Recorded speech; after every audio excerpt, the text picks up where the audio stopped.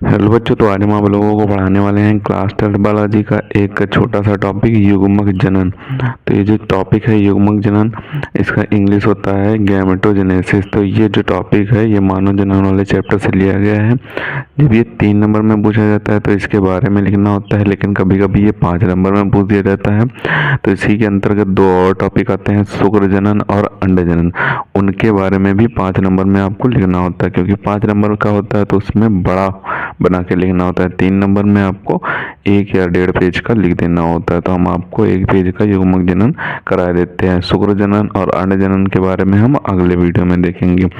तो युग्मक जनन में दिया हुआ है कि युग्मकों के निर्माण की प्रक्रिया युग्मक जनन कहलाती है, और आगे इसमें दिया हुआ है कि युग्मक जनन में जनन कोशिकाओं में अर्धसूत्री विभाजन द्वारा अगुणित कोशिकाओं का निर्माण होता है। यानी कि ये जो युग्मक जनन होता है इसमें जो जनन कोशिकाएं होती हैं उनमें अर्धसूत्री विभाजन होता है, यानी कि आधी आधी कोशिकाओं का विभाजन होता है। अर्धसूत्री विभाजन होता है द्वारा अगुणित कोशिकाओं का निर्माण होता है, यानी कि जो अर्धसूत्री विभाजन होगा उसमें अगुणित कोशिकाओं का निर्माण हो जाएगा। और आगे इसमें दिया हुआ कि जो युग्मक कहलाते हैं, यानी कि युग्मक वही कहलाते हैं जो युग्मक जनन में जो जनन कोशिकाएं होती हैं उनके अर्धसूत्री विभाजन द्वारा जो अगुणित कोशिकाएं बनती हैं उन्हीं को युग्मक बोलते हैं। अब आगे इसमें दिया हुआ कि नर में मात्र कोशिका द्वारा 4 कोशिकाएं बनती हैं, यानी कि जो नर होता है उसमें मात्र कोशिका द्वारा 4 कोशिकाएं बनती हैं, जो बाद में मात्र कोशिका से अर्धसूत्री विभाजन द्वारा बनी 4 कोशिकाओं में केवल एक ही कोशिका मैच्योर होकर अंड बनाती है। यानी कि जो मात्र कोशिका के द्वारा 4 कोशिकाएं बनती हैं वो बाद में मैच्योर होकर केवल एक ही कोशिका में बदल जाती हैं, और वो कोशिका अंड कोशिका कहलाती है।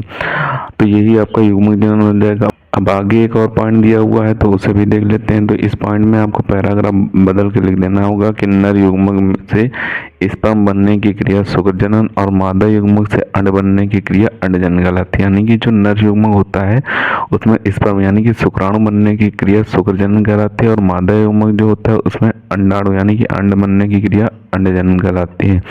स्पर्म का निर्माण वृषण में तथा अंडाणु का निर्माण अंडाशय में होता है। यानी कि जो शुक्राणु होता है उसका निर्माण जो होता है वो वृषण में होता है, जैसा कि हमने आपको नर जनन तंत्र में पढ़ाया हुआ है, और अंडाणु का निर्माण जो होता है वो अंडाशय में होता है। इसके बारे में हमने आपको मादा जनन तंत्र में पढ़ाया हुआ है।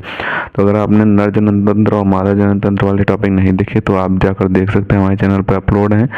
तो इसे आप अच्छे तरीके से तैयार कर लें युग्मक जनन वाला टॉपिक। तो इसका सबसे पहले आप ऊपर से स्क्रीनशॉट कर लें, बचे हुए पार्ट का स्क्रीनशॉट करें।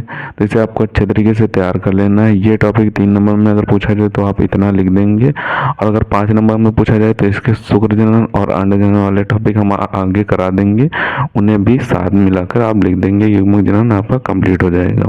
तो इसे आप अच्छे तरीके से तैयार कर लें। मिलते हैं किसी नए वीडियो में नए टॉपिक के साथ, तब तक के लिए धन्यवाद। और अगर अभी तक आपने हमारे चैनल को सब्सक्राइब नहीं किया है तो सब्सक्राइब जरूर कर लें, क्योंकि हम इसी तरीके से क्लास 12 से रिलेटेड इंपॉर्टेंट टॉपिक पर वीडियो डालते रहते हैं।